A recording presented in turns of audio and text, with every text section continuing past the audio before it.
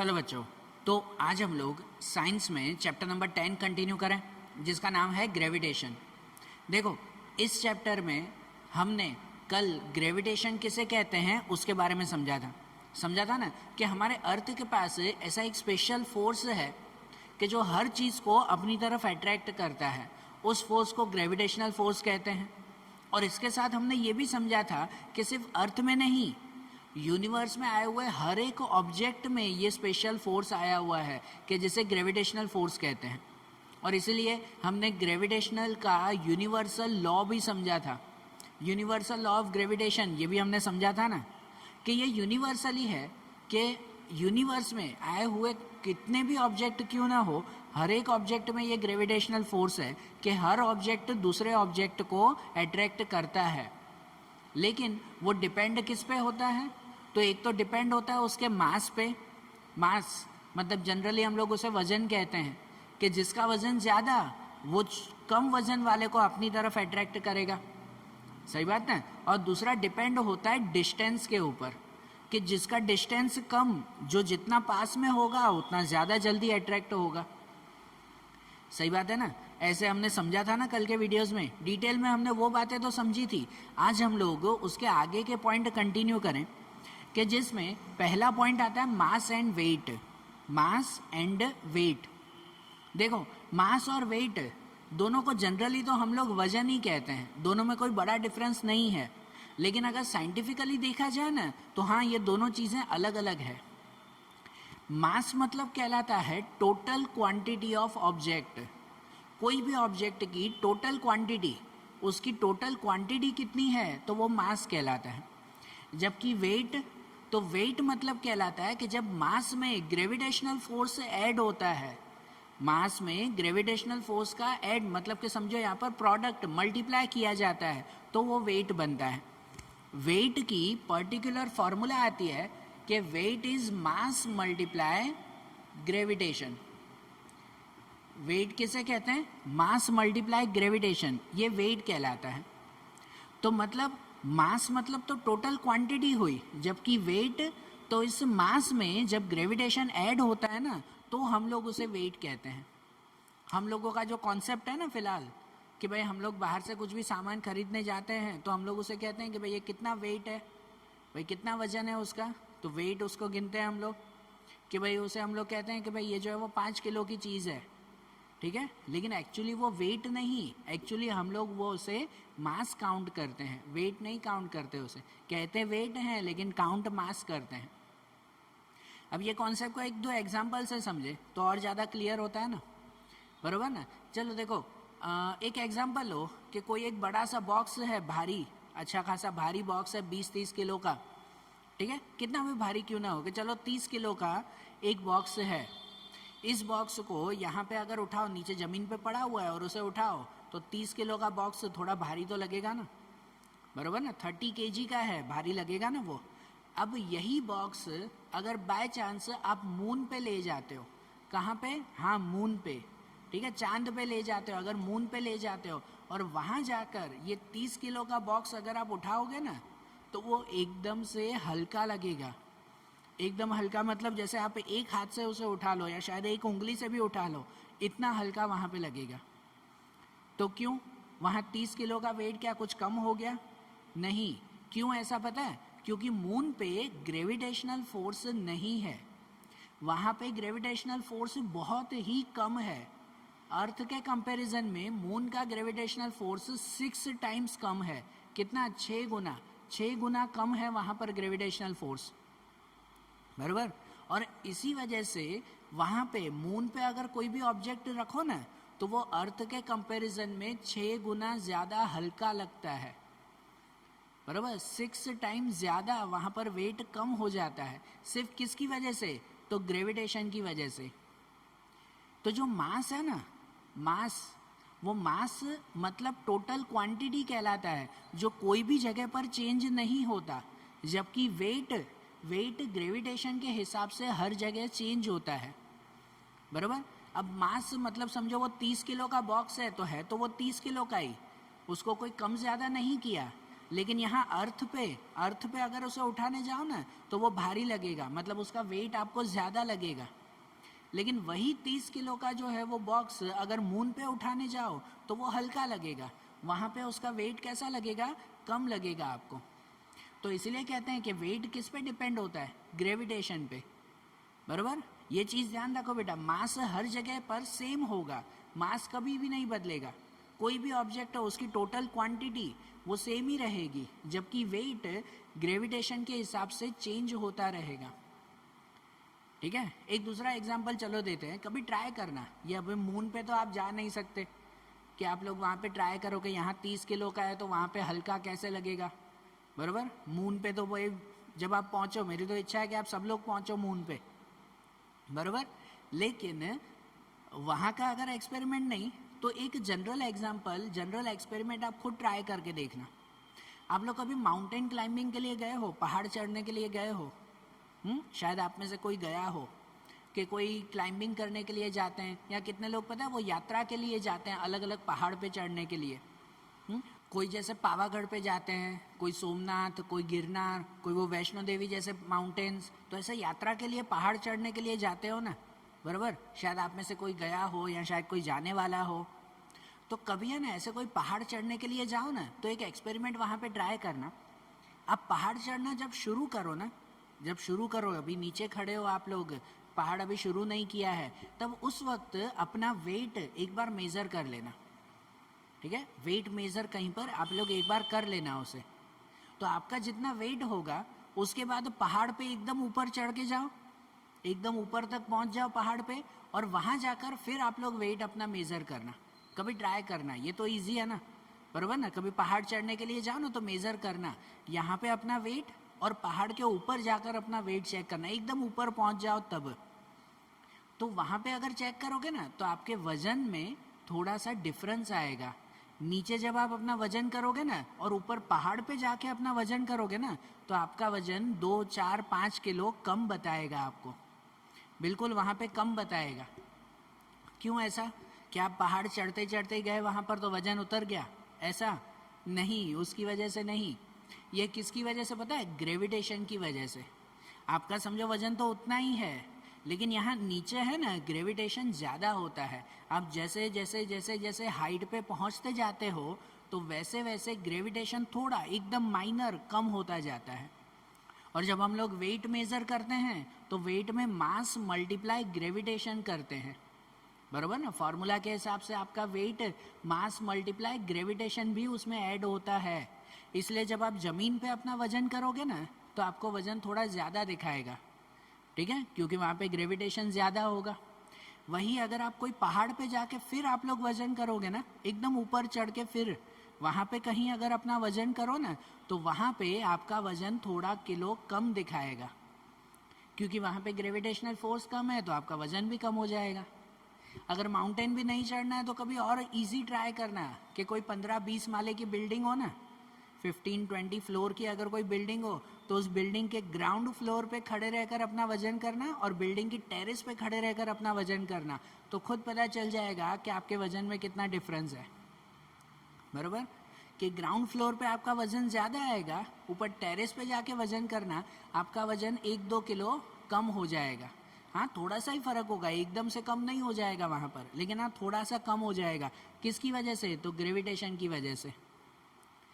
तो अब थोड़ा क्लियर हो रहा है कि मास मतलब कहलाता है टोटल क्वांटिटी जो कभी बदलती नहीं है, क्वांटिटी तो उतनी ही रहती है, लेकिन वेट वो ग्रेविटेशन के हिसाब से हमेशा चेंज होता रहता है। और जो हम लोग इसका यूनिट कहते हैं ना, कि आप लोग वेट को मेज़र करते हो कौन सा यूनिट में, कौन सा यूनिट में? कि आप लोग मेज़र करते हो उसे किलोग्राम में, भाई इतने किलो है या इतने ग्राम है, ऐसा ना, बराबर ना। वेट को किलोग्राम में मेज़र करते हो, लेकिन गलत है वो। हम लोग जो हमेशा ऐसे करते हैं वो जनरली गलत है। जनरली जो मास है ना उसका एसआई यूनिट किलोग्राम आता है। मास का एसआई यूनिट किलोग्राम है, मतलब मास मेज़र करने के लिए किलोग्राम नाम यूज़ करते हैं, जबकि वेट, तो वेट का एसआई यूनिट आता है न्यूटन, एन फॉर न्यूटन, क्योंकि इसमें ग्रेविटेशनल फोर्स ऐड होता है इसीलिए। तो आप जब बाहर बाहर से कोई सब्जी खरीदते हो, कोई सामान खरीदते हो और कहते हो ना कि ये 5 किलो का है, तो एक्चुअली तो आप उसका वेट मेज़र करते हो, लेकिन नाम कहते हो किलो इसका, मास का, बराबर। आपको क्या कहना चाहिए जनरली कि भाई वो 5 न्यूटन का है। जब आप 5 किलो सब्जी खरीदते हो तो वो किलो नहीं कहते, एक्चुअली उसे क्या कहना चाहिए, न्यूटन कहना चाहिए। समझ आ रही है थोड़ी बात, बराबर। मास का ऐसा यूनिट किलोग्राम आता है और वो कोई जगह पर चेंज होता नहीं है, हमेशा सेम रहता है मास। जबकि वेट ग्रेविटेशन के हिसाब से हर जगह पर चेंज होता रहता है और उसका ऐसा यूनिट आता है न्यूटन। क्लियर हो रहा है ना, बराबर ना। हमारे कॉन्सेप्ट ही माइंड में ऐसे हैं, या हमें बचपन से ही हमेशा ऐसे सिखाया गया है। बाहर से कुछ भी खरीदते भी हैं तो काउंट करते हैं वेट, नाम लिखते हैं किलोग्राम, बराबर ना। हम लोग हमेशा ये ऐसे काउंट करते हैं, लेकिन एक्चुअली ये गलत होता है। अब सब जगह पर ऐसे ही जो है वो चलता है तो हम लोग भी ऐसे ही बोलते हैं, लेकिन एक्चुअली साइंटिफिकली देखो तो वेट के लिए क्या होना चाहिए, न्यूटन होना चाहिए। समझ आ रही है बात। और अगर किलोग्राम लिखा हुआ है तो वो वेट नहीं हुआ, वो क्या हुआ, मास हुआ, वेट नहीं। समझ आ रही है ना बात, क्लियर हो रहा है थोड़ा। तो देखो मास और वेट में हमने डिफरेंस देखा ना ये। अब चैप्टर का दूसरा एक इंपॉर्टेंट पॉइंट समझे, थोड़ा इंटरेस्टिंग पॉइंट। जो पॉइंट आता है वाई ऑब्जेक्ट सिंक और फ्लोट। कोई भी ऑब्जेक्ट, सिंक मतलब डूब जाना, पानी में डूब जाना, और फ्लोट मतलब पानी पे तैरना। तो कोई भी ऑब्जेक्ट पानी में क्यों डूब जाता है या क्यों तैरता है, वो एक पॉइंट हम लोग समझे। तो देखो आप लोगों को ये पता ही होगा ना कि अगर पेड़ का एक छोटा सा पत्ता पानी के ऊपर डाल दें, कोई नदी पे अगर जो है वो हम लोग डाल दें उसे, तो वो पत्ता पानी के ऊपर तैरेगा, डूबेगा नहीं, पानी पे तैरेगा, फ्लोट करेगा। सही बात ना। लेकिन वहीं अगर एक छोटा सा पत्थर पानी में डाल दें, पत्थर अगर पानी में डाल दें तो वो तैरेगा नहीं, वो क्या होगा, डूब जाएगा उसमें। सही बात। तो कोई भी चीज़ तैरती या डूबती किस वजह से है, तो आप लोग जनरली ऐसे ही कहते हो कि यार ये तो वजन की वजह से होता है, बराबर ना। कि पत्ता हल्का है इसलिए वो तैरता है, पत्थर भारी है तो इसलिए डूब जाता है, ठीक है, वजन है। क्या वेट की वजह से कोई भी ऑब्जेक्ट सिंक या फ्लोट करते हैं, कोई भी ऑब्जेक्ट डूबते या तैरते हैं किसके, वेट की वजह से या मास की वजह से, तो नहीं, ऐसा नहीं। अगर ऐसा होता ना तो जस्ट एग्जांपल लो आप लोग कि एक छोटी सी नेल आती है ना, नेल मतलब खिली, जनरली यहाँ नहीं होता, ये जैसे दीवार में खिली लगाते हैं, तो ऐसी जो नेल आती है ना, तो ये नेल आप पानी में डालो क्या होगा, तो डूब जाएगी ना। इस नेल का वजन कितना होता है, कितना वजन, एकदम हल्का ना। इसका क्या वजन होगा, एकदम हल्का तो है, ग्राम में भी नहीं है, बराबर, यहाँ 1-2 ग्राम होगा इसका वजन। तो ये तो पानी में डूब जाता है, इतना हल्का है। जबकि आपने कभी कोई लकड़ा देखा है, पेड़ में से जो है वो लकड़ी काट के लाओ, बड़ा सा उसका ट्रंक होता है, वो ट्रंक अगर काट दो और उसे नदी में डाल दो तो वो डूबेगा ही नहीं, वो तो तैरेगा। तो यहाँ अगर आप लोग वजन का डिफरेंस कह रहे हो कि मास या वेट की वजह से कोई भी चीज़ डूबती या तैरती है, तो ये कैसे पॉसिबल, इतना भारी लकड़ा वो तो तैर जाता है, और जबकि इतनी छोटी सी ये खिली, छोटी सी नेल, वो पानी में डूब जाती है। तो मतलब वजन की वजह से कोई भी ऑब्जेक्ट डूबते या तैरते नहीं हैं, बराबर है कि नहीं। वजन की वजह से तो नहीं होता, तो किसकी वजह से होता है, अगर मास और वेट नहीं तो किसकी वजह से, तो कोई भी ऑब्जेक्ट तैरते या डूबते हैं वो डेंसिटी की वजह से। किसकी वजह से, डेंसिटी की वजह से, वेट की वजह से नहीं। तो डेंसिटी किसे कहते हैं, जनरली डेंसिटी की फॉर्मूला आती है मास अपॉन वॉल्यूम। क्या फॉर्मूला आती है, मास अपॉन वॉल्यूम, ये डेंसिटी की फॉर्मूला। तो मास और वॉल्यूम किसे कहते हैं, मास मतलब क्या, ये तो समझ गए ना अभी, ठीक है ना। जो हम लोग टोटल क्वांटिटी जिसे कहते हैं तो वो मास कहलाया। और वॉल्यूम मतलब क्या, तो वॉल्यूम मतलब कहलाता है कोई भी ऑब्जेक्ट में अंदर कितनी स्पेस आई हुई है, वो उसका वॉल्यूम कहलाता है। कि जैसे मैं अगर इस रूम में खड़ा हूँ ना, मैं इस रूम में खड़ा हूँ तो इस रूम में कितनी स्पेस है, ये क्या कहलाता है, वॉल्यूम, बराबर। आप लोग जो है वो मैथ्स में ऐसा पढ़ते हो, ये कॉन्सेप्ट पहले क्लियर करवा रहा हूँ, फिर यहाँ पे पहुँचे। पहले डेंसिटी समझ लो किसे कहते हैं। आप लोग मैथ्स में पढ़ते हो, एरिया और वॉल्यूम के बारे में आपको आता है, हर स्टैंडर्ड में आता है, इस साल भी मैथ्स में है आपका एरिया एंड वॉल्यूम। तो एरिया मतलब है ना कोई भी चीज़ का सरफेस कहलाता है, कि जैसे इस रूम में खड़े हैं और इस रूम की जो चारों दीवारें अगर आप लोग कहोगे तो वो उसका एरिया कहलाया, ठीक है, ये इसका एरिया। लेकिन इस रूम के अंदर जगह कितनी है, स्पेस कितनी है, तो वो क्या कहलाता है, उसका वॉल्यूम कहलाता है। आ रही है बात समझ में? अब अगर आप इस पेन की बात करो तो इस पेन के बाहर की बॉर्डर अगर खाली कहोगे ना तो बाहर की बॉर्डर खाली वो एरिया कहलाया। लेकिन इस पेन के अंदर कितनी स्पेस है, पेन के अंदर कितनी जगह रोक रहा है वो, तो वो उसका क्या कहलाता है, वॉल्यूम कहलाता है। वॉल्यूम फाइंड करने के लिए अलग अलग फार्मूलाज आती है, जैसे आप लोग मैथ्स में फाइंड करते हो। या फाइंड नहीं करना है, ये जस्ट कॉन्सेप्ट बता रहा हूँ कि वॉल्यूम फाइंड करने के लिए अलग अलग तरह की फार्मूलाज आती है ना, अलग अलग फार्मूला। जैसे पता है क्यूब होता है, क्यूब मतलब के जो स्क्वायर बॉक्स हुआ तो उसके लिए फार्मूला आती है लेंथ मल्टीप्लाई लेंथ, ठीक है ना। या जो क्यूबॉइड अगर रेक्टेंगल बॉक्स होता है तो उसको L B H, length breadth height, ऐसे वॉल्यूम ढूंढते हैं कि नहीं, हर शेप का अलग अलग होता है। तो अब यहाँ पे पहुँचे ना कि कोई भी चीज़ पानी में डूबेगी या तैरेगी, ये किस पे डिपेंड होता है पता है, डेंसिटी पे। जिसकी डेंसिटी, अब ध्यान से सुनना ये रूल, कि जिसकी डेंसिटी पानी से ज़्यादा होगी ना तो वो ऑब्जेक्ट पानी में डूब जाएगा, भले फिर वो हल्का हो या भारी हो, बराबर। जिसकी डेंसिटी पानी से ज़्यादा होगी तो वो ऑब्जेक्ट पानी में डूब जाएगा, और जिसकी डेंसिटी पानी से कम होगी तो वो ऑब्जेक्ट पानी के ऊपर तैरेगा, बराबर ना। ये रूल ध्यान रखो। ये जो आपका क्वेश्चन है, जो टॉपिक है, वाई ऑब्जेक्ट सिंक और फ्लोट, तो इट डिपेंड्स ऑन डेंसिटी। जिसकी डेंसिटी पानी से ज़्यादा हुई तो वो ऑब्जेक्ट पानी में डूब जाएगा, और जिसकी डेंसिटी पानी से कम हुई तो वो ऑब्जेक्ट पानी पे तैरेगा।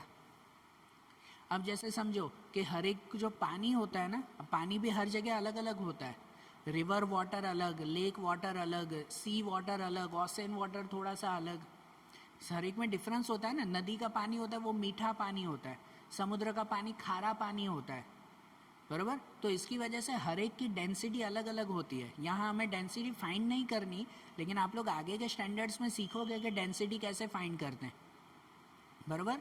मास डिवाइड बाय वॉल्यूम, कि अगर कोई भी, जैसे अगर कोई भी वाटर सरफेस है, कोई अगर सपोज समुद्र का पानी है, तो समुद्र के पानी का भी मास और वॉल्यूम ढूंढ कर उसकी डेंसिटी ढूंढी जाती है। दोनों को डिवाइड करो तो डेंसिटी मिलेगी। तो जो समुद्र का पानी है उसकी डेंसिटी चेक कर लेना, ठीक है, नंबर वाइज उसकी डेंसिटी मिलेगी। उसके बाद है ना एक छोटी सी नेल, जैसे ये खिली आती है, पर इस छोटी सी नेल की भी डेंसिटी ढूंढ लेना कि उसका भी मास और वॉल्यूम ढूंढ कर दोनों का डिवाइड, तो चेक करोगे ना तो इस छोटी सी नेल की डेंसिटी वो वाटर की डेंसिटी से ज़्यादा निकलेगी। अब पानी इतना ज़्यादा, लेकिन छोटी सी नेल, छोटी सी खिली भी अगर देखोगे ना तो उसकी डेंसिटी पानी की डेंसिटी से ज़्यादा होगी, वाटर से ज़्यादा होगी। इसी वजह से ये छोटी सी नेल भी अगर हम लोग पानी के ऊपर रखते हैं ना तो तैरती नहीं है, डूब जाती है। जबकि इतना भारी वो लकड़े का टुकड़ा, कोई बड़ा भारी लकड़े का टुकड़ा अगर हो तो उसकी डेंसिटी अगर चेक करने बैठो ना आप, तो उस लकड़े के टुकड़े की डेंसिटी वो पानी से कम होगी। हाँ, इतना बड़ा लकड़ा दिखने में तो इतना भारी है कि पानी में डूब जाएगा, लेकिन उसकी डेंसिटी वो पानी से कम होती है। और इसी वजह से उस लकड़े का भी आप लोग मास और वॉल्यूम फाइंड करो और उसको डिवाइड करो तो उसकी डेंसिटी मिलेगी ना, वो पानी से कम निकलेगी। चेक कर लेना कभी, बराबर। आप लोग आगे के स्टैंडर्ड्स में सीखोगे ये।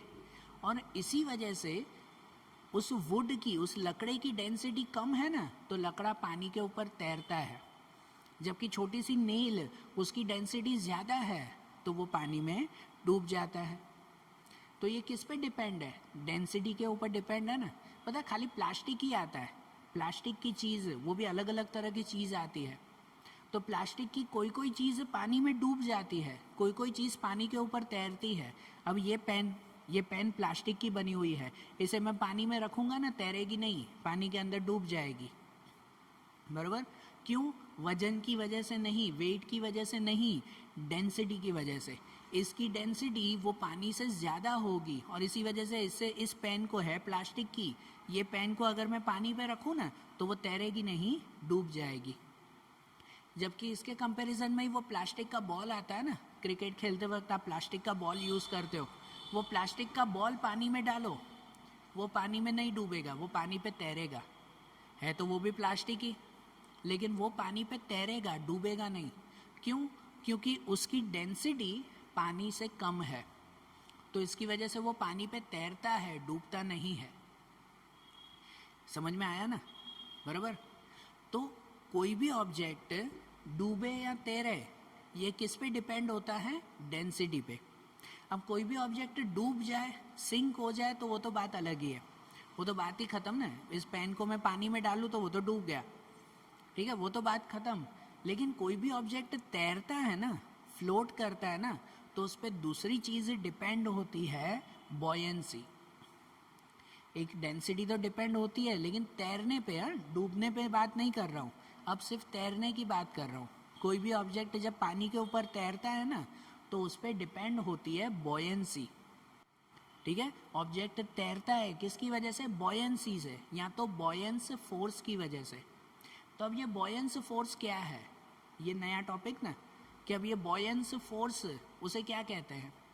तो कहते हैं कि वाटर में एक ऐसा स्पेशल फोर्स है कि कोई भी ऑब्जेक्ट जितना पानी पे रखोगे ना, जितने वजन का रखोगे ना, उतने ही वजन का फोर्स पानी नीचे से ऊपर की तरफ आपको देता है। नीचे से ऊपर की तरफ पानी उतना ही फोर्स देता है, जिस फोर्स को बॉयंस फोर्स कहते हैं। अब एक एग्जांपल समझो ना, एक दो एग्जांपल से समझो तो ये क्लियर हो।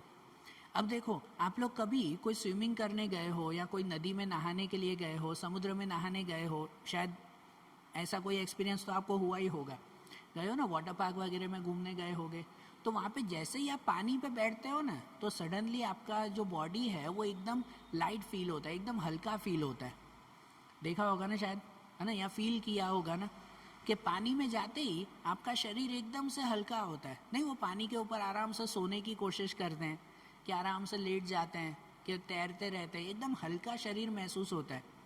वो क्यों पता है? क्योंकि वाटर जो है वो नीचे की तरफ से आपको फोर्स देता रहता है, और इसकी वजह से आपको ऊपर अपना वजन महसूस नहीं होता, क्योंकि नीचे से आपको फोर्स होता रहता है। अब जस्ट एग्जांपल लो कि आप अभी तो जैसे खड़े हो, लेकिन अगर कोई आपको ऐसे गोदी में उठाए, अगर आपको कोई गोदी में उठाए, जैसे छोटे बच्चे को अगर गोदी में उठाते हैं, तो बताए उस छोटे बच्चे को अपने शरीर का वजन फील नहीं होता, उसे हल्का लगता है। क्या ज़मीन से ऊपर उठ गए तो कैसे एकदम हल्का लगता है? क्यों पता है? क्योंकि उस गोदी में उठाने वाला नीचे हाथ से वो फोर्स देता रहता है ना, बराबर ना, हाथ से फोर्स देता रहता है, वो आपको पकड़ के बैठा है। तो उसी तरह से पानी भी नीचे से आपको पकड़ के बैठा है, पानी नीचे से आपको फोर्स दे रहा है, जो फोर्स कहलाता है बॉयंस फोर्स। मतलब सपोज कि अगर कोई ऐसा वाटर सरफेस है ना, कोई अगर वाटर सरफेस है, उस वाटर सरफेस पे अगर ऊपर कोई ऑब्जेक्ट रखा जाए ना, कोई सामान रखा जाए, तो वो ऊपर से नीचे फोर्स देगा कि नहीं? एक लकड़े का टुकड़ा समझो कि ये लकड़े का टुकड़ा, ये आप पानी पे रखा गया, तो ऊपर से फोर्स लगेगा ना, लकड़े का टुकड़े का वजन लगेगा कि नहीं उस पर? बराबर, फोर्स होगा कि नहीं? लेकिन उतना ही फोर्स पानी भी नीचे से ऊपर की तरफ देता है, बराबर, उतना ही फोर्स पानी भी नीचे से ऊपर की तरफ देता है, और उस फोर्स को हम लोग कहते हैं बॉयंस फोर्स। और इसी फोर्स की वजह से कोई भी ऑब्जेक्ट ऊपर तैरता रहता है, क्योंकि ऊपर से जो जितना फोर्स लग रहा है, पानी भी नीचे से उतना ही फोर्स लगा के बैठा है, तो इसकी वजह से ये ऑब्जेक्ट पानी में नहीं डूबता, वहाँ पे तैरता है, बराबर। और ये भी किसकी वजह से? डेंसिटी की वजह से, ठीक है। अब अगर यही उल्टी चीज़ हो कि यहाँ लकड़े की जगह अगर कोई बड़ा पत्थर का टुकड़ा रख दिया हो, लकड़े का टुकड़ा नहीं, पत्थर का टुकड़ा, तो वो पत्थर का टुकड़ा भी ऊपर से फोर्स देगा, लेकिन उसकी डेंसिटी ज़्यादा होगी, उस पर भी नीचे पानी का फोर्स लगेगा, लेकिन ये फोर्स कम होगा और ऊपर का फोर्स कैसा होगा? ज़्यादा होगा, क्योंकि पत्थर की डेंसिटी ज़्यादा होती है ना, तो इसी वजह से उसका ऊपर का फोर्स ज़्यादा हो जाएगा, नीचे का फोर्स कम हो जाएगा और वो पत्थर पानी में डूब जाएगा, पानी उसे रोक पाएगा नहीं, बराबर ना, पानी उसका वजन नहीं उठा पाएगा तो वो पत्थर पानी में डूब जाएगा। जबकि लकड़ा, उसकी डेंसिटी कम होती है, तो इसकी वजह से लकड़े को जब उस पर रखो ना पानी पे, तो पानी उसका वजन उठा लेता है, पानी नीचे से फोर्स देता है और उस लकड़े का वजन संभाल लेता है, इसी वजह से फिर वो लकड़ा ऊपर तैरने लगता है। समझ आ रहा है? बॉयंस फोर्स के बारे में समझ आया ना। और ये चीज़ पता है किसने फाइंड की थी? ये बॉयंस फोर्स के बारे में किसने इन्फॉर्मेशन दी थी? तो वो आर्चिमिडीज नाम के प्रिंसिपल, सॉरी आर्चिमिडीज नाम के साइंटिस्ट थे।